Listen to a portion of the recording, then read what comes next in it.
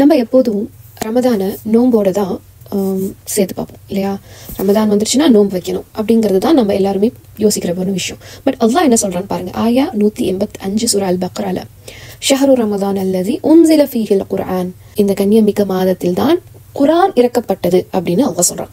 ரமலான் மாதம் எத்தகையதென்றால் அதில் தான் மனிதர்களுக்கு முழுமையான வழிகாட்டியாகவும் தெளிவான சான்றுகளை கொண்டதாகவும் நன்மை தீமைகளை பிரித்தறிவிப்பதற்குமான அல் குர்ஆன் இறக்கி அருள பெற்றது. ஆகவே உங்களில் எவர் அம்மாதத்தை அடைகிறாரோ அவர் அம்மாதம் நோன்பு நோற்க வேண்டும். ஓகே, ஸோ அல்லாஹ் குர்ஆனை பத்தி ஃபர்ஸ்ட் சொல்லிட்டு என்ன சொல்றான், அந்த குர்ஆன் இறங்கினதுக்காக அதை கண்ணியப்படுத்துறதுக்காக நீங்க நோன்பு வைங்க அப்படின்னு. ஓகே, இப்போ நம்ம கொஞ்சம் பின்னோக்கி போய் பார்த்தோம்னா மூசா அலைஹிஸ்ஸலாமுக்கு தோரா கொடுக்கப்பட்டுச்சு இல்லையா. அதுக்கு முன்னாடி அல்லாஹ் சுப்ஹானஹு வ தஆலா மூசா அலைஹிஸ்ஸலாமை கூப்பிட்டு என்ன பண்ணாங்க, 40 நாள் நோன்பு இருக்க வச்சு அதுக்கப்புறமா தோரா கொடுத்தாங்க. ஓகே, அதே மாதிரி நபி கரீம் ஸல்லல்லாஹு அலைஹி வஸல்லம்க்கு வஹி இறங்குறதுக்கு முன்னாடியே அவங்கள தனிமைப்படுத்திக்கிட்டாங்க. இந்த உலக வாழ்க்கையிலேருந்து ஒழுங்கா எதுவுமே கரெக்டாக சாப்பிடாம நோன்பு இருந்து, நமக்கு தெரியும், நம்ம மக்கா மதீனா போனவங்களுக்கு தெரியும், ஹீரா குகைன்னு இருக்கு, அதுல அவங்க ஒரு சின்ன குகை, அதுல இருந்து அவங்க எப்போதுமே இந்த மக்கள் இவ்வளோ பாவம் பண்றாங்களே, இவ்வளோ தப்பு பண்றாங்களேன்னு சொல்லி அவங்க தனிமையில இருந்து அல்லாஹ்வையே நினைச்சிட்டு இருந்தாங்க. எப்போ குர்ஆன் இறங்குறதுக்கு 6 மாத காலமாக. ஸோ அவங்கள லிட்டரலா அல்லாஹ் தயார்படுத்துறான். ஓகே, அதே தான் இங்க நடக்குது. நம்மள அல்லாஹ் இங்க தயார்படுத்துறான். எதுக்கு? இந்த குர்ஆன்ற ஒரு இதை நான் உனக்கு கொடுத்துருக்கேன், அதை நீ கண்ணியப்படுத்தணும். அதை கண்ணியம் எப்படி படுத்த போறேன்னா, நீ ஒரு நாள் இல்ல 2 நாள் இல்ல 30 நாள் நீ நோன்பு வைக்கணுங்கிறத கட்டாய கடமையா அல்லாஹ் நமக்கு கொடுத்துருக்கான். ஆனா நம்ம இங்க என்ன பண்ணிட்டோம், கம்ப்ளீட்டா அதுல இருந்து நம்ம மைண்ட் மாறி என்ன ஆயிடுச்சு, ஓகே ரமதான் வந்துருச்சு, நோன்பு வைக்கணும், தராவி போகணும், தொழுவணும், அந்த மாதிரி அது எல்லாமே பண்ணணும். ஆனா அதை விட முக்கியமானது இந்த நோன்பு வைக்கிறதுக்கான காரணமே நமக்கு வந்த குர்ஆன். ஏன்னா குர்ஆன் எடுத்துக்கிட்டீங்கன்னா, குர்ஆனுக்கு முன்னாடியும் இந்த உலகத்தை எடுத்துக்கிட்டோம்னா எந்த அளவுக்கு குர்ஆனால மாற்றங்கள் உருவானது. இப்போ நம்ம ஜெனரேஷனே எடுத்துக்கோங்களேன், என்னோட தகப்பனோட பாட்டன் பூட்டெல்லாம் எடுத்துக்கிட்டீங்கன்னா யாராவது ஒருத்தர் முஸ்லீம் இல்லாதவங்களா தான் இருந்திருக்கணும். எப்போ குர்ஆன் வந்துச்சோ, குர்ஆன் அந்த உலகத்துல மக்களிடையே பரவ ஆரம்பிச்சதோ, அந்த இடத்துல என்னோட பாட்டனோ பூட்டனோ யாரோ ஒருத்தர் அதை தெரிஞ்சு அங்க இடத்துல அவங்க ஷஹாதா சொல்லியிருப்பாங்க. அதனால இப்போ நீங்களும் நானும் லா இலாஹா இல்லல்லாஹ்னு சொல்றோம். ஆமா தானே, யாராவது ஒருத்தர் நான் முஸ்லீமா தான் இருந்திருக்கணும். அந்த இடத்துல குர்ஆன்ற ஒரு இது வந்ததுனால இப்போ உலகத்துல எவ்வளவு முஸ்லீம் இருக்காங்க. இது எதனால? இந்த குர்ஆன்ற ஒரு இதனால. நபிகள் நாயகம் ஸல்லல்லாஹு அலைஹி வஸல்லம் குர்ஆனை வாழ்ந்து காட்டி அதை எப்படி இருக்கணும்னு காமிச்சு, அதே மாதிரி குர்ஆனையும் நம்ம கையில கொடுத்துட்டும் போயிருக்காங்க. இப்படிப்பட்ட இந்த குர்ஆன் இந்த உலகத்தையே தலைக்கீழ மாத்தி நல்வழிக்கு மக்களை கொண்டு வந்த அந்த குர்ஆன் இறங்கின மாதத்தை தான் நம்ம அடைய போறோம். எவ்வளோ ஒரு பவர்ஃபுல்லான மாதம் இது. நம்ம எந்த அளவுக்கு அல்லாஹ் இது ஒரு கிஃப்டா அல்லாஹ் கொடுத்துருக்கான், ஒரு பெரிய பெரிய நியாமத்தா அல்லாஹ் நமக்கு இந்த குர்ஆனை கொடுத்துருக்கான்னு ஒவ்வொரு முஸ்லீமும் நினைச்சா, அந்த மாதத்துல நம்ம குர்ஆனை எந்த அளவுக்கு நம்ம இதுக்கு முன்னாடி குர்ஆன் படிச்சிருக்கோம் படிக்கல எதை பத்தியும் யோசிக்காம இந்த வாட்டி நான் இந்த குர்ஆனை எடுத்து அல்லாஹ் கொடுத்த இந்த குர்ஆன் அந்த நியாமத்தை நான் எடுத்து தெரிஞ்சுக்க போறேன். ஏற்கனவே உங்களுக்கு சூரா ஃபாத்திஹா தெரியலாம், சூரா ஃபலக் தெரியலாம், எல்லாமே தெரியலாம். ஆனா நான் அது தெரிஞ்சாலும் நான் திரும்ப என்னை புதுப்பிச்சுக்க போறேன் குர்ஆனோட அப்படின்னு எடுத்து நம்ம ஒரு வக்து தொழுகிறதுக்கு முன்னாடி சூரா ஃபாத்திஹா எடுத்து அதோட அர்த்தத்தை தெரிஞ்சுட்டு அப்புறமா அந்த ஒவ்வொரு வக்துலயும் நம்ம சூரா ஃபாத்திஹா இல்லாத தொழுகை இல்லை இல்லையா. ஸோ அதை தெரிஞ்ச அர்த்தத்தோட நம்ம ஒரு வக்து நம்ம ஓதும் போது அதுக்கான கனெக்ஷன் அல்ஹம்துலில்லாஹ் அது நம்ம ஒவ்வொருத்தரும் அதை உள்ளார்ந்து உணர்ந்தா மட்டும்தான் அதை ஃபீல் பண்ண முடியும். நீங்க அதை மாதிரி பண்ணி ஃபீல் பண்ணீங்களான்னு சொல்லுங்க இன்ஷா அல்லாஹ். இந்த மாதம் குர்ஆனுடைய மாதம், அதாவது ஒரு நம்பிக்கைக்குரிய மாதமா நமக்கு முன்னாடி இருக்குது. சரி, இன்னும் கொஞ்சம் டீப்பா பார்ப்போமா? இதை புரிஞ்சுக்க கண்டிப்பா நீங்க ட்ரை பண்ணணும். ஓகே, அல்லாஹ் இந்த இடத்துல என்ன சொல்லியிருக்கான், உன்சில ஃபீஹில் குர்ஆன், அதாவது குர்ஆன் அனுப்பப்பட்டது அப்படின்னு. இந்த இடத்துல அனுப்பப்பட்டதுன்னு தான் சொல்லி, யார் அனுப்புனா நமக்கு தெரியும், அல்லாஹ் தான் அனுப்புனான். ஆனா அல்லாஹ் அந்த இடத்துல தான் அனுப்புனங்கிறத கூட எடுத்துட்டு இந்த மாதத்தில் தான் குர்ஆன் அனுப்பப்பட்டதுன்னு சொல்லியிருக்கான். அப்போ நமக்கு இதை புதுசா படிக்கிறவங்களுக்கு, இஸ்லாமை பத்தி தெரியாதவங்களுக்கு இதை எடுத்து படிச்சாங்கன்னா, என்ன குர்ஆன் அனுப்பப்பட்டது, யார் அனுப்புனா அப்படின்னு அவங்க மேலும் அந்த குர்ஆனை எடுத்து படிக்கும் போது அவங்க அல்லாஹ்வை புரிஞ்சுப்பாங்க. அல்லாஹ் அவங்கள ஒரு இன்ட்ரடியூஸ் பண்ணிக்கிற மாதிரி, ஓகே நான் தான் அல்லாஹ், நான் தான் இந்த உலகத்தை படிச்சேன், இந்த பூமியை அந்த மக்களுக்காக நான் இந்த உலகத்தை படிச்சேன், நான் உங்களுக்கு மேல அவ்வளவு அன்பு வச்சிருக்கேன் அப்படிங்கறத எப்ப தெரியும், இந்த குர்ஆனை விளங்கும் போது தெரியும். சுப்ஹானல்லாஹ், அல்லாஹ் ஒவ்வொரு வார்த்தையும் அப்படியே யோசிக்க கூட வேணாம். அல்லாஹ் நமக்கு தான் யோசனை தேவை. அல்லாஹ் ஒரு வார்த்தையும் அவன் அவ்வளோ அழகா நமக்காக சூஸ் பண்ணி கொடுத்துருக்கான். இது எந்த அளவுக்கு அல்லாஹ் வந்து ஒப்பிடுறானா குர்ஆனை கடலோட ஒப்பிடுறான். இப்போ ஒரு எக்ஸாம்பிளோட நம்ம இதை புரிஞ்சுப்போம். நம்ம இப்போ ஒரு கடல்ல குளிக்க போறோம்னு வச்சுக்கோங்களேன். கடல்ல குளிச்சுட்டு எந்திரிச்சு வெளியில வரோம். அப்ப நீங்க வந்து சொல்லுவீங்களா, நான் வந்து மொத்த கடல் தண்ணியும் என் மேல பட்டுச்சு அப்படின்னு உங்களால சொல்ல முடியுமா? கண்டிப்பா சொல்ல முடியாது. ஏன் ஒரு கடல்ல முத்தெடுக்க குளிக்க போறவங்களே கடல் ஆழத்துல போய் டைவர்டிச்சு என்னென்னமோ பண்ணி வரவங்க கிட்ட கூட அவங்க சொல்ல முடியாது, நான் மொத்த தண்ணியும் நான் ஃபீல் பண்ண கடலோட மொத்த தண்ணியும். இந்த இடத்துல எல்லாம் எவ்வளவு அழகா சொல்றேன். எந்த ஆழத்துக்கு போனாலும் சரி, நீங்க எவ்வளவு தண்ணியில நின்றுட்டு இருந்தாலும் சரி, நம்ம உணர்ந்தது ஒரு கொஞ்சமான ஒரு டிராப்ஸ், ஒரு துளிகள் தான், சில துளிகள் தான் நமக்கு வந்து அந்த கடலோட தண்ணி நம்ம மேல பட்டிருக்கும். அதுதான் அல்லாஹ் இங்க வந்து சூரா அல் கஹ்ஃப் ஆயா 109 பாத்தீங்கன்னா, நபியே நீர் கூறுவீராக, என் இறைவனுடைய வார்த்தைகளை எழுதுவதற்காக கடல் முழுவதும் மையாக ஆகுமானாலும் என் இறைவனுடைய வார்த்தைகள் எழுதி முடிப்பதற்குள் கடல் நீர் தீர்ந்துவிடும். அதை போல் இன்னொரு கடலையும் நாம் உதவிக்கு கொண்டு வந்தாலும் சரி. அல்லாஹு அக்பர். இந்த உவாமை பாத்தீங்கன்னா கடலுக்கும் குர்ஆனுக்கும் அது வார்த்தையால சொல்ல முடியாது. சோ இதுல என்ன நமக்கு புரியுது?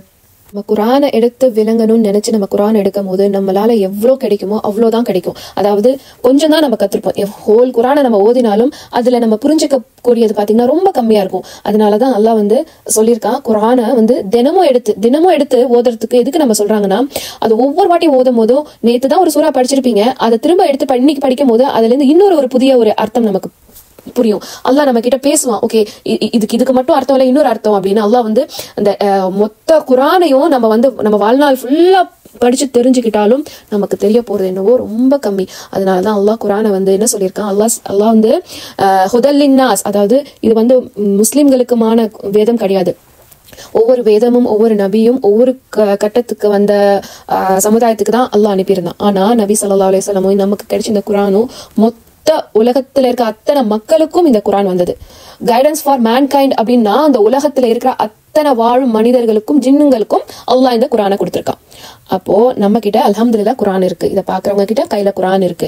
ஆனா நம்ம பக்கத்துல இருக்கிற சகோதரர்கள், நமக்கு பக்கத்து வீடாரா இருக்கட்டும், நம்ம நண்பர்களா இருக்கட்டும், நான் முஸ்லீமா இருப்பாங்க, என்னைக்காவது அந்த குர்ஆனை அவங்களுக்கு கொண்டு போய் சேர்க்கணும்னு நம்ம நினைச்சிருக்கோம். அப்படி நினைச்சிருந்தீங்கன்னா அல்ஹம்துலில்லாஹ் அதோட நம்ம நீக்க கூடாது. நம்ம அந்த வாழும் குர்ஆனா நம்ம வந்து எப்ப இருக்க முடியும்னா, நம்ம அந்த குர்ஆனை விளங்கி அதன்படி நம்ம வாழ்க்கையை வாழும் போது கண்டிப்பா நம்ம அவங்கள நம்ம இன்ஸ்பயர் பண்ண முடியும். கண்டிப்பா நம்ம வந்து எல்லாரையும் ஒண்ணு சேர்க்க முடியும் குர்ஆன் மூலியமா. ஏன்னா நபி கரீம் ஸல்லல்லாஹு அலைஹி வஸல்லமோட இந்த தாவா பண்ணி முடியல. அல்லாஹ் நம்ம கிட்ட சொல்லியிருக்கிறது என்ன, ஒவ்வொரு முஸ்லிமுக்கும் இது கடமை, ஃபர்து. என்ன, இந்த குர்ஆனை கொண்டு போய் எல்லா மக்கள்கிட்டையும் சேர்க்கறது நம்மளோட கடமை. சில பேரெல்லாம் நினைப்பாங்க, இந்த முஸ்லிம்ஸ் எப்ப பாரு வந்து அவங்க மதத்துக்கு கன்வெர்ட் ஆகணும் அப்படின்னு எப்ப பாரு ட்ரை பண்ணிக்கிட்டே இருப்பாங்க. அது அப்படி கிடையாது. அதுக்காக அவங்க பண்ண கிடையாது. எதனால பண்றாங்கன்னா, இது அல்லாஹ்வோட கட்டளை. நமக்கு மறுமையில நாளைக்கு கேள்வி கேட்கப்படும். நான் கொடுத்த குர்ஆனை நீ படிச்சியா, முதல்ல நீ படிச்சு மத்தவங்களுக்கு சொன்னியா, அதை எடுத்து சொன்னியான்னு கேள்வி கேட்கப்படும். அல்லாஹ்வுக்கு பயந்தும் அல்லாஹ் சொன்ன கட்டளைக்கு பயந்தும் நபி ஸல்லல்லாஹு அலைஹி வஸல்லம் எங்களுக்கு விட்டு சென்ற இந்த உம்மத்துக்கு இவ்ளோ பாசம் வச்சிருக்கீங்க நபிக்கு, நாங்க இதை கூட பண்ணலன்னா அப்புறம் நம்ம எதுக்கு வாழ்ந்து என்ன பிரயோஜனம் இல்லையா? அந்த ஒரு இதுக்காக தான் நம்ம பண்றோம். ஓகே, அவங்க யார் என்ன நினைச்சாலுமே பரவாயில்ல. இந்த குர்ஆன் மூலமா நம்ம வாழ்க்கை மாறும்போது 4 பேர் நம்ம கிட்ட வந்து என்ன திடீர்னு ரொம்ப அல்லாஹ்ன்னு சொல்ற, ரொம்ப தொழுற அப்படின்னு 4 பேர் சொல்லதான் செய்வாங்க. அல்ஹம்துலில்லாஹ் அப்படி சொல்றாங்கன்னா அல்ஹம்துலில்லாஹ் அவங்களுக்காகவும் நம்ம துவா செய்வோம். நம்ம வாழ்க்கையை பெட்டரா மாத்திப்போம் இன்ஷா அல்லாஹ். இப்போ ஒரு சின்ன ஒரு புரிதலோட நான் இந்த விஷயத்த சொல்றேன். நமக்கு தெரியும் மக்கி சூரா, மதனி சூரான்னு இருக்கு. அதாவது நபிகள் நாயகம் ஸல்லல்லாஹு அலைஹி வஸல்லம் மக்கால இருக்கும் போது அவங்களுக்கு வந்த வஹி மூலியமா வந்த சூறாக்கள், அவங்க வந்து இடம்பெயர்ந்து அவங்க ஹிஜ்ரா பண்ணாங்கல்ல மதினாக்கு, அப்போ அந்த மதினா ஹிஜ்ரிக்கு அப்புறம் வந்த சூறாக்களை வந்து மதனி சூரான்னு சொல்லுவோம். ஓகே, இப்போ இந்த சூரா அல் பக்ரா வந்து மதனி சூரா, அதாவது ஸல்லல்லாஹு அலைஹி வஸல்லம் இடம்பெயர்ந்து மதினாக்கு போனதுக்கு அப்புறமா வந்த சூரா தான் பக்ரா. ஆனா அப்பதான் வந்து ஷஹ்ரு ரமதான் அப்படின்ற ரமதான்ற ஒரு மாதம், அது குர்ஆன் வந்து இறங்கின மாதம்னு அல்லாஹ் வந்து சொல்றான். அதுக்கு முன்னாடி 13 ஆண்டுகள் ஸல்லல்லாஹு அலைஹி வஸல்லம் வந்து மக்கால இருக்கிறாங்க, மற்ற சஹாபாக்களும் இருக்காங்க. ஓகேவா? அப்படி அவங்க அங்க இருக்கும்போது சூரா அல் கத்ர் அதுல வந்து ஆயா ஃபர்ஸ்ட்ல, நிச்சயமாக நாம் அதை கண்ணியமிக்க என்ற இரவில் இறக்கினோம் அப்படின்னு அவன் சொல்லிட்டான். அல்லாஹ் சுப்ஹானஹு வ தஆலா அந்த இடத்துல அந்த ஒரு ஆயாவை இறக்குறான். அதே மாதிரி சூரா துகான்ல அல்லாஹ் சொல்றான், நிச்சயமாக நாம் அதனை பாக்கியமுள்ள இரவில் இறக்கினோம். சோ இங்க வந்து என்ன நடக்குதுன்னா, இப்ப ஒருத்தவங்க கிட்ட நம்ம வந்து ஒரு விஷயத்த சொல்ல போறோம். ஆனா அந்த விஷயத்த நம்ம சொல்லாம, நீ பாரு வெயிட் பண்ணு, ரொம்ப சூப்பரா இருக்கும், ரொம்ப அருமையா இருக்கும், நான் சொல்றேன், நான் வந்து இந்த என்ன விஷயங்கிறத நான் சொல்றேன், அப்படி புதிர் போடுற மாதிரி போடுவோம் தெரியுமா, ஒரு பில்டப் பண்ணி கொடுப்போம்ல. அந்த மாதிரி அல்லாஹ் சுப்ஹானஹு வ தஆலா இந்த குர்ஆனை பத்தி, இந்த குர்ஆனை நான் வந்து இறக்கி வச்சேன் இந்த லைலத்துல் கத்ர்ல அப்படின்னு சொல்றதுக்கு முன்னாடி, குர்ஆனை பத்தி சொல்றதுக்கு முன்னாடி அல்லாஹ் வந்து முன்னாடியே சொல்றான், இது வந்து நான் கண்ணியமிக்க இரவில் இறக்கணும். அப்படி எல்லாருக்கும் என்ன ஒன்று தோணும், என்னது அல்லாஹ் கண்ணியமிக்க இரவில் இறக்கணும், எதை அல்லாஹ் சொல்றாங்கிறது ஒரு கியூரியாசிட்டி, அந்த ஒரு எதிர்பார்ப்பு இருக்கும் இல்லையா.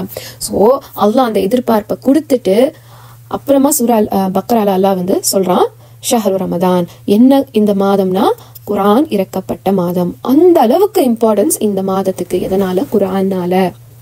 ஓகே, இங்க ரமதான் அப்படின்னா என்னன்னு பார்ப்போம். ரமதான்னா அது வந்து அரபிக் வேர்டு ரமத் அப்படின்ற வார்த்தையிலேருந்து வந்தது. அதுக்கான அர்த்தம் என்னன்னு பார்த்தோம்னா தீவிர வெப்பம்னா, இந்த மந்த் ஆஃப் ரமதானுடைய மாதம் எப்படிப்பட்டது? தீவிர வெப்பம் உடைய மாதம். எதுக்கு அல்லாஹ் இந்த வார்த்தையை சூஸ் பண்ணிருக்கா ரமதான் அப்படின்னு சில ஸ்காலர்ஸ் வந்துட்டு சொல்லும் போது அவங்க என்ன சொல்றாங்கன்னா, ஒரு பயங்கரமான சூடு இருக்குதுன்னு வச்சுக்கோங்களேன், ரொம்ப வெயிலா இருக்கு, தாங்க முடியாத வெயிலா இருக்கு. அப்ப மக்களுக்கு என்ன தேவை? அது ஒரு நம்பிக்கையோட ஒரு மலை, அல்லாஹ் வந்து வானத்துல இருந்து ஒரு மலையை இறக்க மாட்டானா, அது வந்து நம்மளுக்கு வந்து ஒரு ரிலீஃப் தராதா, ஒரு சுக்கூனை தராதா அப்படின்ற ஒரு ஏக்கம் எண்ணம் எல்லாருக்கும் வரும் இல்லையா, அந்த ஒரு சூடுல இருக்கும்போது, தண்ணி இல்லாத சமயத்துல. சோ அந்த மாதிரி சூடான இந்த மாதிரி ஒரு விஷயத்துல இருக்கும் போது எப்படி ஒரு மழை வந்து நமக்கு நம்மளோட பிரச்சனையை தீக்குதோ, அல்லாஹ் சொல்றான், அந்த மாதிரி உங்களுக்கு நான் குர்ஆனை இறக்கியிருக்கேன், குர்ஆன், நான் உங்களுக்கு மழை போல, மழை எப்படி வந்து நம்மளுடைய பிரச்சனை தாகத்தை தீர்க்குமோ, நம்ம வாழ்க்கையில இருக்கிற அத்தனை பிரச்சனைக்கான தீர்வும் இந்த குர்ஆன்ல இருக்கு. இங்க மட்டும் இல்ல, நீங்க இதை ஃபாலோ பண்ணும் போது இன்மையிலையும் மறுமையிலையும் வெற்றி பெற்றவர்களா ஆவீங்க.